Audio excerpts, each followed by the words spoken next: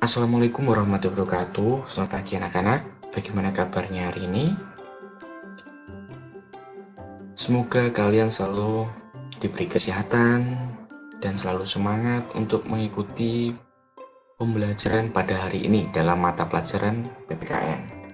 Silakan kalian siapkan buku tulis dan buku paket kalian atau LPS kalian. Di buku paket, silakan buka halaman 46. Di situ kita akan mempelajari tentang arti penting norma dalam mewujudkan keadilan. Sebelum masuki pembelajaran atau materi hari ini, saya akan menyampaikan kompetensi dasar dan tujuan pembelajaran hari ini.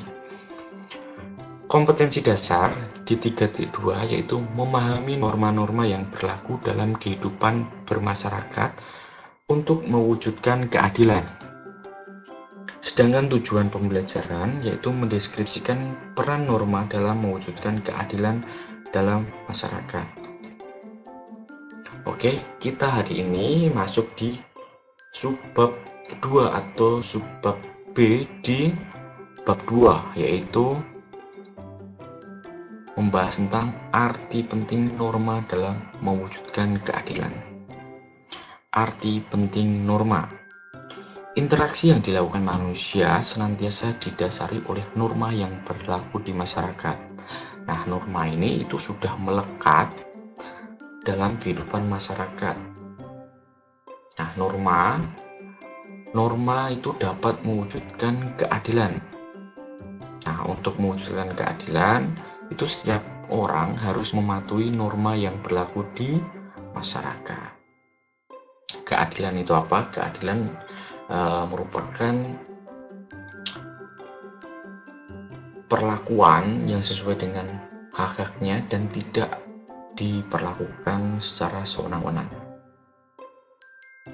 Maka dari itu, norma diperlukan dalam kehidupan masyarakat untuk melindungi manusia dari kepentingan-kepentingan manusia lainnya sehingga dapat mewujudkan ketertiban, kedamaian, dan keadilan dalam kehidupan.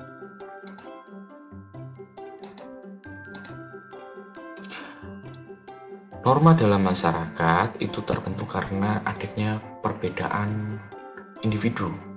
Nah, agar segala perbedaan tersebut tidak menimbulkan perpecahan, maka dibuatlah suatu peraturan atau norma untuk mengendalikan perbedaan antar individu tersebut agar tidak menimbulkan suatu kekacauan. Fungsi norma dalam masyarakat: yang pertama, pedoman dalam bertingkah laku. Yang kedua, menjaga kerukunan anggota masyarakat. Yang ketiga, sistem pengendali sosial. Sedangkan dalam kehidupan bernegara itu diatur dalam norma hukum. Nah, dalam kehidupan bernegara, norma hukum ini memiliki peran yang lebih besar karena mengikat dan memaksa seluruh warga negara serta penyelenggara negara atau pemerintah. Dalam pasal 1 ayat 3 Undang-Undang Dasar 45 menyatakan bahwa negara Indonesia merupakan negara hukum. Negara hukum adalah negara yang mendasarkan segala sesuatu baik tindakan maupun pembentukan negara pada hukum tertulis maupun tidak tertulis. Hukum tertulis merupakan aturan yang ditulis seperti Undang-Undang Dasar, terus peraturan presiden, peraturan menteri, peraturan gubernur, dan lain-lain. Sedangkan hukum tidak tertulis merupakan aturan yang tidak tertulis seperti kesopanan, norma kesusilaan.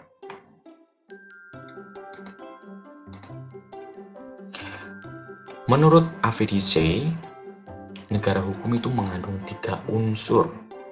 Unsur yang pertama yaitu supremacy of law, yaitu tidak boleh ada kesewenang-wenangan.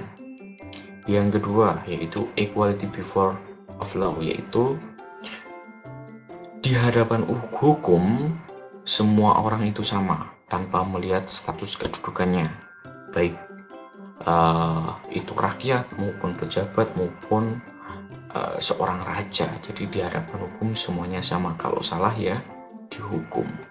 Yang kedua yaitu human right, yaitu diakuinya, dan dijaminnya hak asasi manusia kita dalam undang-undang dan keputusan pengadilan.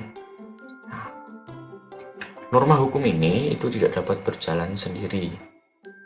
Untuk mencapai keadilan maka perlu bantuan yang diperlukan dari alat-alat perlengkapan negara seperti kepolisian, hakim, dan kejaksaan.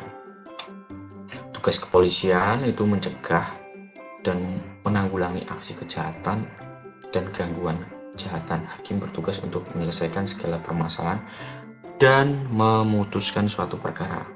Kejaksaan yaitu untuk penuntutan perkara kepada pelaku kejahatan seperti koruptor dan pelanggar hak asasi manusia, serta kesewenangan lainnya berdasarkan undang-undang.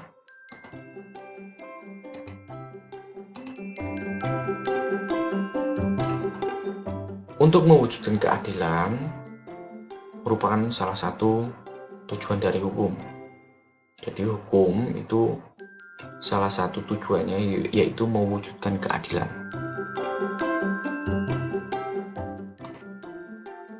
Nah, nilai-nilai keadilan itu harus terwujud dalam kehidupan bersama, seperti keadilan distributif, yaitu hubungan antar negara dengan warganya, seperti memberikan bantuan, seperti bantuan sembako untuk masyarakat yang kesulitan mencari pekerjaan atau kesusahan dalam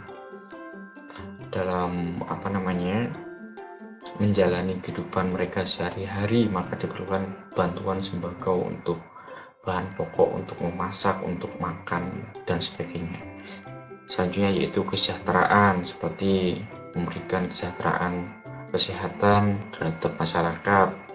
Kalau dalam pandemi kayak gini, yaitu memberikan vaksin gratis terhadap masyarakat. Yang kedua yaitu keadilan legal, yaitu hubungan antar warga negara dengan negara. Pihak warga negara wajib mematuhi keadilan dalam bentuk menaati peraturan perundang-undangan yang berlaku. Jadi warga negara itu wajib mematuhi peraturan yang ada di negara Indonesia, seperti menaati peraturan lalu lintas, menaati peraturan membayar pajak, dan lain sebagainya. Yang kedua yaitu keadilan komutatif, yaitu hubungan keadilan antar warga satu dengan lainnya, seperti warga atau si A, misalnya si A menjual barang terhadap si B. Nah, si B ini harus memberikan uang terhadap si A atau penjual tersebut. Nah, ini merupakan hubungan keadilan antar warga satu dengan yang lainnya secara timbal balik.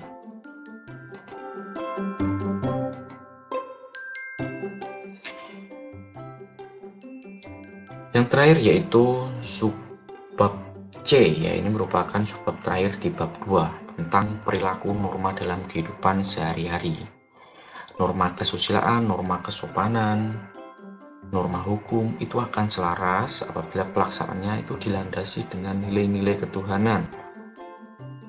Nah, kehidupan dalam masyarakat akan terwujud apabila masyarakat mematuhi norma-norma yang berlaku. Nah, jadi dalam kehidupan bermasyarakat itu akan berjalan harmonis jika masyarakat itu mematuhi norma-norma yang berlaku. Nah, untuk mematuhi norma yang berlaku ini harus mempunyai ketaatan. Nah, ketaatan adalah sikap patuh terhadap aturan. Nah, sikap taat itu akan muncul apabila sudah menjadi suatu kebiasaan. Kalau kita sudah terbiasa, dimanapun berada tentunya akan selalu taat menaati norma yang berlaku, seperti norma kesopanan, norma kesusilaan, norma agama, dan norma hukum. Sikap patuh Nah, sikap patuh ini akan muncul pertama kali dalam diri sendiri apabila sudah mempunyai kesadaran. Oleh karena itu, alangkah baiknya jika kalian membina sikap dan budaya sebagai berikut. Satu, budaya malu, yaitu sikap malu jika melanggar aturan. Misalnya, malu terlambat sekolah, malu kalau mengumpulkan tugas terlambat, atau malu tidak mengerjakan tugas. Yang kedua, budaya tertib, yaitu membiasakan bersikap tertib dimanapun kalian berada. Misalnya, ikut mengantri, tertib mengumpulkan tugas secara tepat waktu, dan lain-lain. Budaya bersih, yaitu sikap untuk berkata dan berperilaku jujur, dan bersih dari tindakan-tindakan kotor, misalnya tidak menyontek. Dalam kehidupan masyarakat, di masyarakat, penetapan norma atau aturan yang ada itu ditentukan oleh ketua adat atau tokoh yang berpengaruh dalam masyarakat. Ada yang berdasarkan kesepakatan bersama. Nah, ini baik melalui musyawarah atau pungutan suara.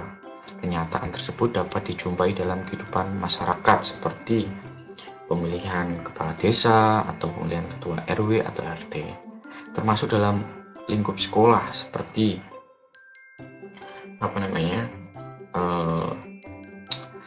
pemilihan ketua OSIS atau ketua kelas. Dan organisasi dan negara, kalau di negara seperti pemilihan presiden, terus pemilihan DPR, pemilihan bupati, dan lain-lain. Nah, suatu norma atau aturan dalam masyarakat itu menjadi aturan yang berlaku, yaitu melalui sosialisasi. Nah, aturan harus diketahui oleh anggota masyarakat melalui pemberitahuan informasi terlebih dahulu. Kalau ada aturan seperti aturan misalnya di sekolah atau di kelas lah, kita tidak boleh membuang sampah sembarangan atau apa, itu kan aturan-aturan ya. Nah, jadi aturan tersebut harus disampaikan oleh anggota masyarakat terlebih dahulu. Kalau peraturan tersebut sudah diketahui atau diakui oleh anggota masyarakat, artinya masyarakat mempunyai aturan tersebut dan terikat oleh aturan tersebut. Kalau melanggar aturan ya didenda atau kena sanksi. Nah, contoh penerapan norma seperti di lingkungan keluarga, yaitu taat kepada perintah orang tua, bertutur kata yang baik, dan saling menyayangi antar anggota keluarga. Di lingkungan sekolah, tidak membolos, mengerjakan tugas sekolah, dan santun terhadap guru. Ketiga, lingkungan masyarakat dan negara, yaitu mematuhi peraturan lalu lintas, tidak main hakim sendiri, dan membayar pajak. Oke, sekian pembelajaran kita hari ini. Nah, ini merupakan pembelajaran terakhir di bab 2. Dan kita sebentar lagi akan melaksanakan PTS, yaitu penilaian tengah semester. Materinya yaitu dari bab 1 sampai bab 2. Oke, sekian pembelajaran pada pagi hari ini. Saya tutup. Wassalamualaikum warahmatullahi wabarakatuh.